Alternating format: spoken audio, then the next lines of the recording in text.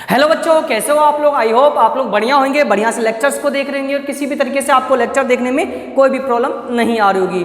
बच्चों, जैसा कि इन्फॉर्म में आप लोगों के यूट्यूब चैनल पर क्लास 8th के सभी वीडियो लेक्चर्स प्रोवाइड किए जा रहे हैं एनसीईआरटी बुक में से, गवर्नमेंट जॉब के एनसीईआरटी बुक में से, उसमें से रेगुलर प्रोवाइड किया जा रहा है। और इसी के क्रम में रिसेंटली आपका चैप्टर नंबर 15 स्टार्ट किया है और 3 लेक्चर्स आपको प्रोवाइड किए जा चुके हैं यूट्यूब चैनल पर। आज हम लेक्चर नंबर 4 जो हमारा टॉपिक रहेगा लाइटिंग सेफ्टी, इसके बारे में हम लोग डिस्कस करेंगे। तो बच्चों, इसके लिए आप लोग पेज नंबर 189 निकालिएगा। कौन सा page? Page number 189। Okay, page number 189 इसको आप निकालिए। और पेज नंबर 189 में आपका टॉपिक है लाइटिंग सेफ्टी। प्रीवियस लेक्चर में हमने लाइटिंग के बारे में जाना, आखिरकार इसका रीजन क्या रहता है, और जाते जाते मैं ये भी बता के गया था ये हमें नुकसान भी, हार्मफुल भी हमारे लिए होता है। आज हम इसके साइड इफ़ेक्ट को डिस्कस करेंगे। Page number 189, topic lighting safety. During lighting and thunder storms to open is safe. अगर लाइटिंग या थंडर स्टॉर्म कोई फिनोमा हो रही है तो हम किस तरीके से अपने आप को सेफ प्लेस पे ले जाएं। Hearing thunder is an alert to rush to safer place. सब जैसे आपको आवाज़ सुनाई देती है बिजली कड़कने की, तो आप सुरक्षित जगह पर सबसे पहले पहुंचिए। After hearing and last thunder wait for some time before coming out of the safe place. जब तक बिजली की कड़कने की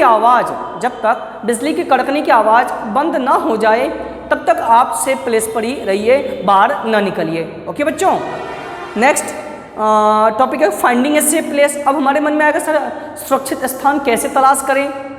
तो ए हाउस, कौन कौन सी जगह हो सकती है? ए हाउस और a building is a safe place. एक घर, एक भवन, ये सुरक्षित जगह हो सकती है।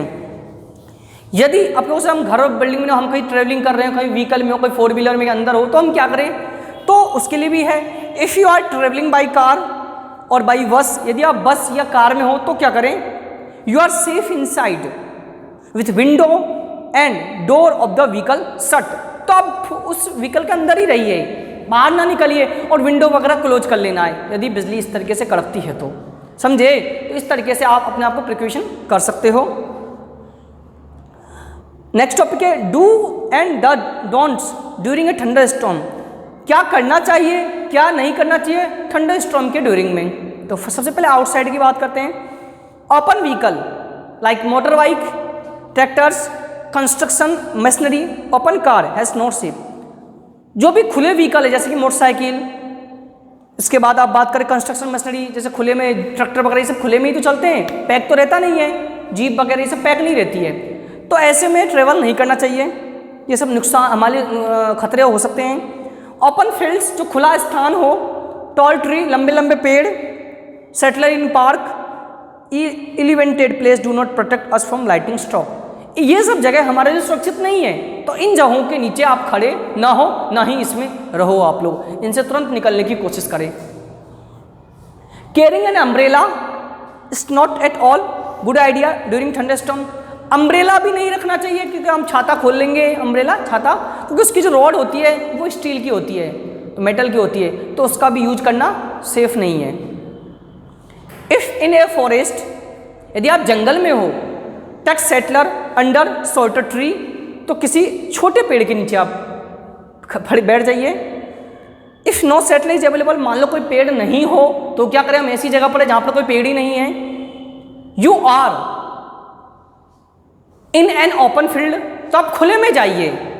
Stay far away from all tree, पेड़ ढूंढिए। स्टे अवे फ्रॉम पोल्स और देयर मेटल ऑब्जेक्ट, दूर रहिए। किन से? पोल से, कोई खंबे से, और मेटल ऑब्जेक्ट कोई लोहे की वस्तु से, लोहे का चादर वगैरह हो तो उनसे दूर रहिए। Do not lie on the ground, जमीन पर लेटना भी नहीं है। Instead squat low on the ground. Place your hands, आपको पिक्चर में दिख रहा होगा, on your knee with your hand between the hands, head between the hands. This position will make your smallest target to be strike. उकुड़ी की style में, ये चित्र में आप देख सकते हो, डायग्राम नंबर 15.6। इस पोजीशन में आपको बैठना है। यदि आप खुले प्लेस में हो, ओपन जगह पर हो, तो आपको इस तरीके से इस पोजीशन में आपको बैठना है। सर नीचे करके घुटनों के बीच में रखना है, और कुछ देर तक आपको ऐसे झटका कम लगेगा आपको। समझे? ये तो घर के बाहर की बात। घर के अंदर क्या नहीं करना चाहिए अपन, जब बिजली कड़क रही हो और आप घर के अंदर हो, inside the house.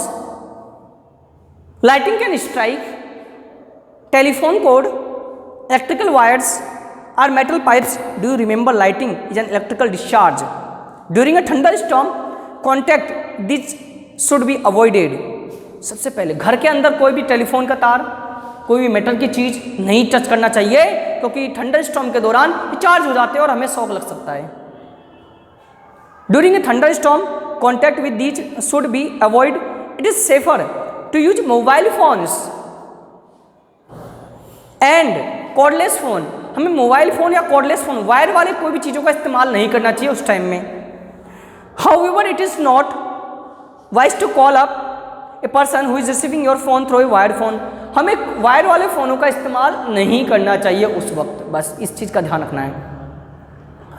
Bathing should be avoid during thunderstorm to avoid contact with running water. उस समय नहाना भी नहीं चाहिए. ध्यान रखना, कहीं आप नहाने बैठ जाओ तो वो भी काम नहीं करना चाहिए. Electrical appliance like computer, TV should be unplugged. जो भी घरों में बिजली के उपकरण है उनको आप प्लग से बाहर निकालें, ऑफ कर दीजिए, ऑन मत रखिए. मतलब सभी चीज़ों को ऑफ कर देना है, स्विच से प्लग निकाल देना है या स्विच ऑफ कर देना है. Electrical lighting can be remain on. और लाइट वगैरह ऑन रखिए, CFL वगैरह ये सब ऑन रखिए, बंद मत करिए. बस जो अप्लायंस है उसको बंद करिए. They do not cause any harm, को ये नुकसान नहीं पहुंचाते हैं.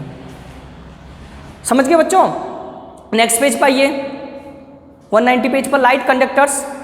Light conductor is a device used to protect building from the effect of lighting. आजकल जो बिल्डिंग्स नई बन रही है उसमें लाइट कंडक्टर डिवाइस भी लगाई जा रही है. मान लो कभी थंडरस्टॉर्म या ऐसी कोई पोजीशन हो, हमारे घरों में करंट वगैरह ना आए, तो उससे बचने के लिए लाइट कंडक्टर डिवाइस लगाया जाता है मकान के सबसे ऊपर फ्लोर पर.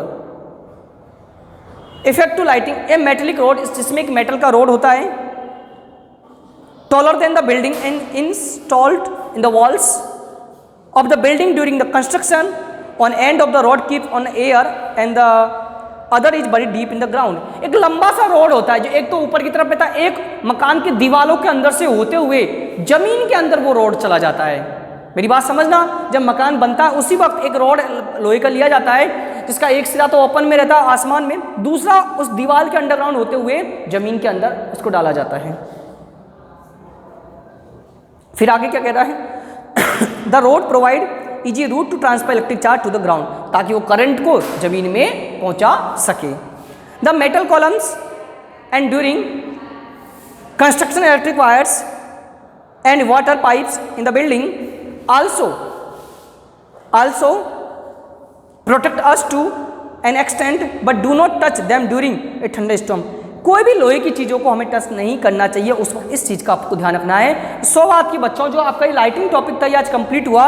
इसमें आज मैंने क्या क्या बताया, कैसे हमें, अब घर के बाहर हो तो क्या करना चाहिए, घर के अंदर हो तो क्या करना चाहिए, तब जाके हम अपनी प्रिकॉशन रख सकते हैं. क्योंकि लाइटिंग फिनोमा को तो कोई रोक नहीं सकता, क्योंकि नेचर की घटना है, नेचर की फिनोमान है, उसको तो हम रोक नहीं सकते हैं. तो इसीलिए हम अपने स्तर पर अपनी प्रिकॉशन रख सकते हैं. बच्चों लेक्चर को सीक्वेंस से देखिए, अच्छे से देखिए, तभी जाके आपको टॉपिक समझ में आएगा. और चैनल को जब भी देखते हो तो अपना वीडियो को लाइक करिए, और जिस भी फ़ोन में देखते हो चैनल को सब्सक्राइब करना है. So thank you students, thank you for watching this video and attend this session.